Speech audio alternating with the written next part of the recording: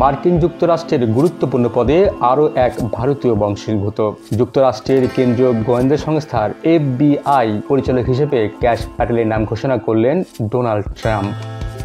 হিন্দু পরিবারে ক্যাশ প্যাটেল ভারতের গুজরাটি ঘরানার। ট্রাম্পের কাছে খুব কাছের লোকজনের মধ্যে তিনি একজন। শনিবার রাতে ট্রাম্প তার নিজের সোশ্যাল মিডিয়া প্ল্যাটফর্মে পোস্ট করেন। সেখানে ক্যাশ প্যাটেলের নিয়োগের বিষয়টি তিনি জানান। নির্বাচিত সরকারের বাইরেও কেন্দ্রীয় কিছু সংস্থা, বিশেষ করে FBI ও CIA এর সরকারের বিভিন্ন ইস্যুতে নিজেদের মতো করে কাজ করে। এটি ডিপ স্টেট নামে পরিচিত।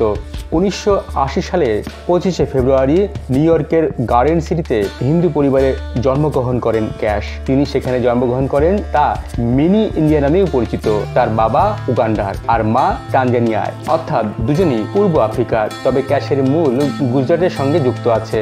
সংবাদ সংস্থা PTI এর সাক্ষাৎকারে তিনি বলেছিলেন, আমরা গুজরাটি। শুধু তাই নয়, ক্যাশ জানিয়েছিলেন যে ভারতের সঙ্গে তার গভীর যোগ আছে। ভার্জিনিয়ার রিচমন্ড বিশ্ববিদ্যালয় থেকে ক্যাশ পড়াশোনা করেছিলেন। পরবর্তীতে ভর্তি হয়েছিলেন নিউ ইয়র্কের প্রেস ইউনিভার্সিটি স্কুল অফ লতে। ফ্লোরিডায় 8 বছর আইনজীবী হিসেবে গুরুত্বপূর্ণ দায়িত্ব পালন করেন। এরপর সেখান থেকে চলে এসেছিলেন ওয়াশিংটনে। সেখানে মার্কিন বিচার বিভাগে আন্তর্জাতিক সন্ত্রাস বিষয়ক আইনজীবী ছিলেন। প্রায় 3.5 বছর সেই দায়িত্বে ছিলেন তিনি। এখনও তিনি মার্কিন বিচার বিভাগে কাজ করছেন।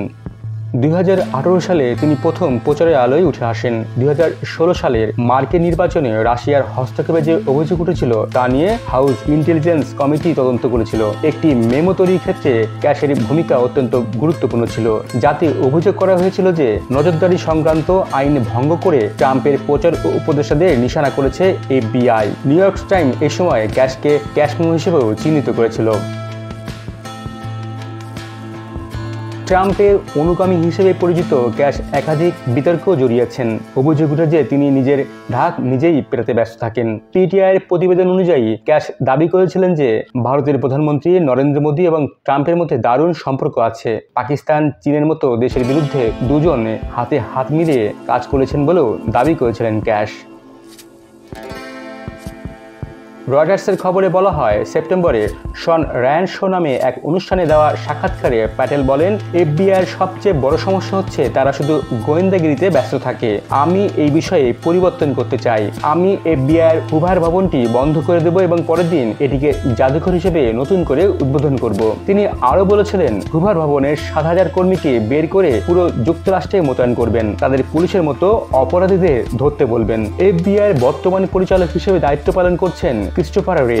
2017 সালে 10 বছরের জন্য সংস্থাটির পরিচালক হিসেবে তাকে নিয়োগ দেওয়া হয়। পরে তার অধীনে FBI ট্রাম্পের বিরুদ্ধে তদন্ত করে। এখন নতুন মনোনয়ন দেওয়ায় তাকে পদত্যাগ করতে হবে অথবা তাকে চাকরিচ্যুত করা হবে।